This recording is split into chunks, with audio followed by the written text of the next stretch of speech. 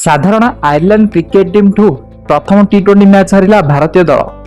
Ireland विपक्ष प्रथम टी20 match रे लज्जाजनक भावे भारतीय दल 34 रन परास्त होगा पर भारतीय दलर पूर्वतन star opener batsman Virender Sehwag World Cup winning captain Suryakumar Yadav को कौन पर भारतीय दल चयन कर आगामी मैच रे वैभव सूर्यवंशी को भारतीय दल चयन करने एक बड़ बयान देते।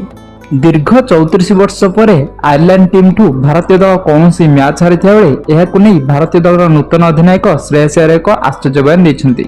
अन्यपटे आयरलैंड दल प्रथम इनिंग्स रे बैटिंग करथिया बेले मात्र 38 रन में 4 विकेटर पतन घटिथिया बेले आयरलैंड क्रिकेट टीम केमिति 182 रन कला एहाकु नै भारतीय क्रिकेट फैंस माने नूतन अधिनायक श्रेयस अय्यर को नै प्रश्न उठाइछन्ति। एवं रिसेंट टाइम रे भारतीय दल टी20 विश्व विजेता होइथिया बेले आयरलैंड विपक्ष प्रथम टी20 मैच रे कोन पय भारतीय दल 183 रन चेस करिला नै एहाकु नै बीसीसीआई प्रश्न उठाइछि। कारण एही मैच रे वर्ल्ड कप रो हीरो संजू सैमसन इनिंग्स रो प्रथम बॉल रे मात्र 0 रन करी आउट होइथिले।